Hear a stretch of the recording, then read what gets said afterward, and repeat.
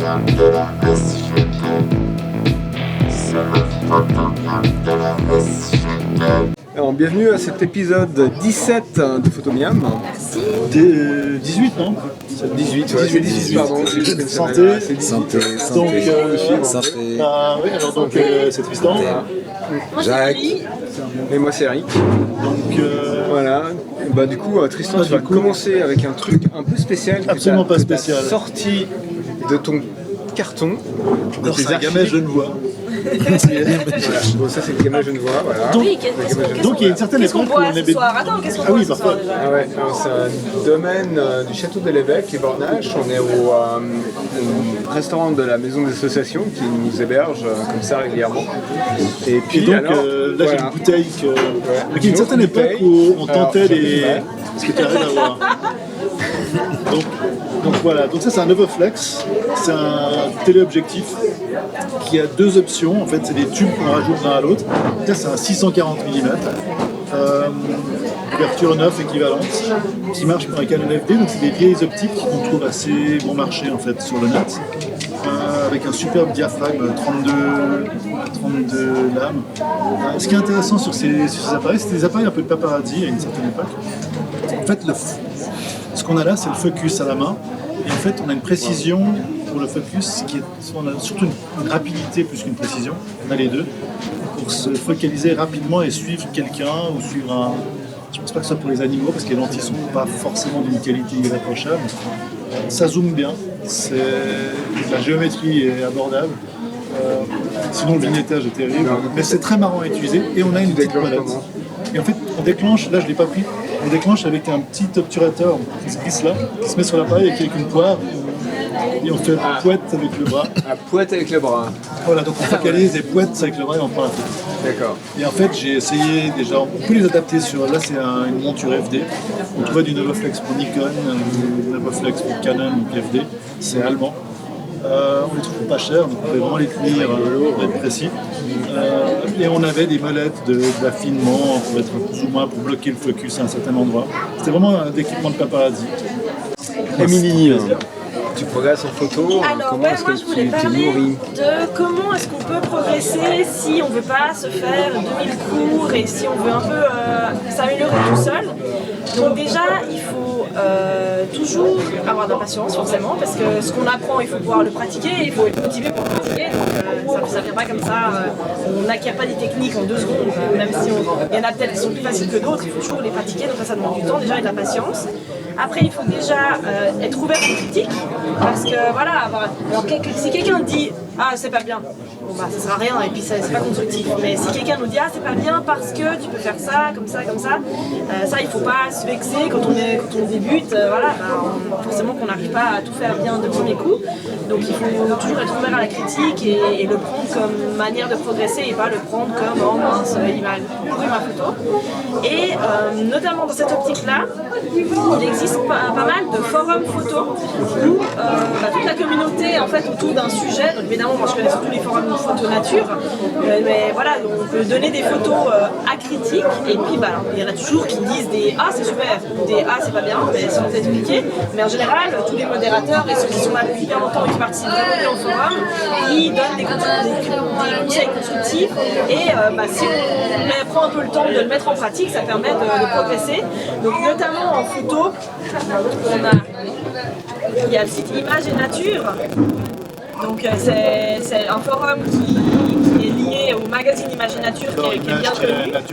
Voilà. Donc ça c'est surtout celui que j'utilise et il y a plein de gens hyper sympas et les photos sont vraiment côté artistique. C'est pas il faut pas juste avoir un animal en plein centre. C'est vraiment le but de faire des photos artistiques.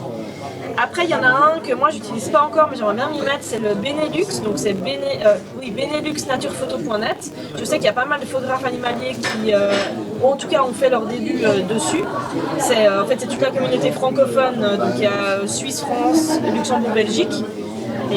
Benelux Nature en photo.net en un mot. Voilà. Et après, en dehors des forums, il y a quand même pas mal. Alors, à la SGP, on a des ateliers, on a des séances qui permettent de rencontrer tout le monde et on peut progresser comme ça. Les ateliers, ça permet de sortir de notre zone de confort, faire des choses qu'on n'a pas l'habitude de faire, et voilà, ça permet toujours de progresser, d'affiner l'œil et tout ça.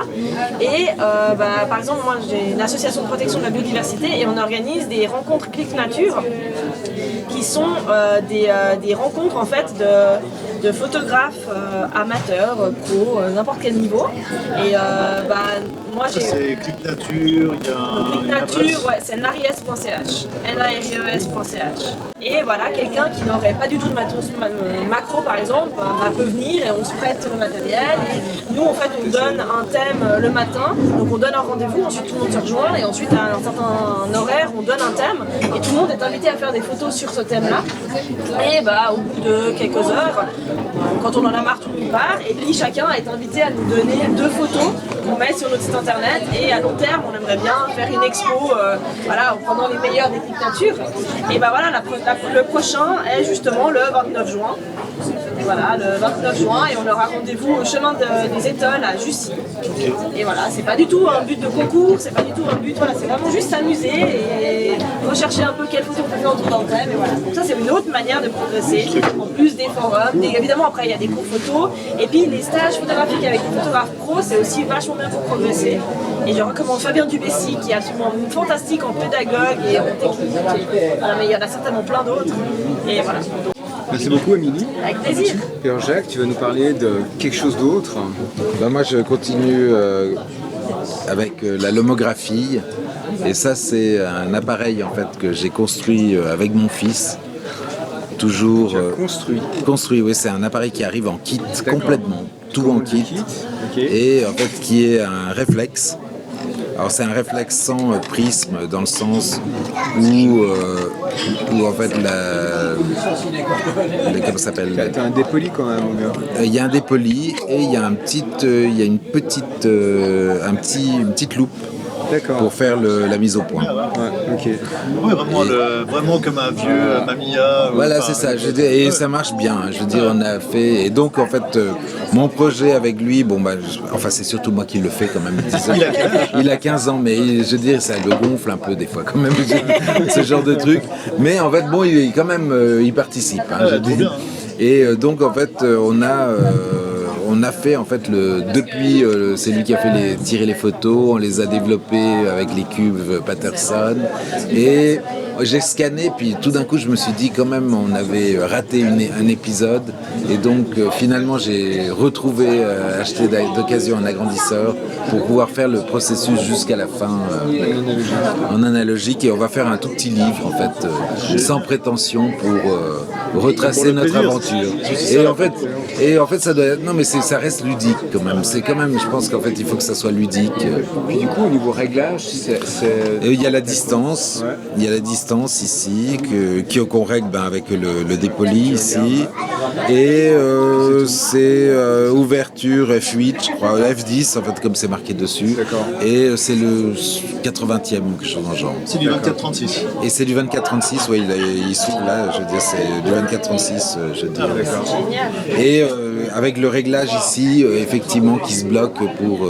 ça, on regarde pas, comme il n'y a pas de numéro, il n'y a que sur le 6-6. Bloquant. Voilà, il y a quelque chose qui bloque.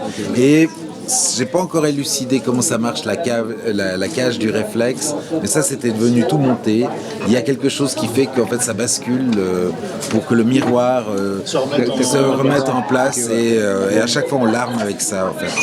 C'est marrant parce que je regardais par rapport au Nikon à côté. C'est tellement... Non mais 35 €. C'est d'autres, ça prend 35 € sur... qui ont toutes leurs valeurs. Et je dis, et on voit si on va sur l'homographie ou les gens qui ont fait des photos avec, il y a quand même des gens qui ont fait des super photos. Ça c'est vraiment toujours la même chose. C'est combien en fait entre un appareil à 3 000 € dans, je sais pas, le dernier Canon hybride et un appareil à 35 € finalement en fait c'est... Bon, ça dépend du but. C'est vrai que... Non mais je dis, après, et mon fils il a dit, ce qui est génial, papa, c'est qu'on n'a pas besoin de le recharger. Ouais, c'est génial. Je veux dire, par rapport à tous les appareils qu'il a, je veux dire, Voilà. Recharger avec de l'électricité. Ah, l'électricité, Ouais, ouais. ouais, Je n'aime pas recharger avec des avec films, quand les même. films, oui, mais Pas l'électricité. Voilà, c'est ça. Cool. Excellent. Voilà. Merci beaucoup. Merci beaucoup. Merci Jacques, Merci. Émilie, Tristan. Et puis on se retrouve On se retrouve la prochaine fois. Hein. Je me donne bien de la SGP. C'est le photographe de la SGP.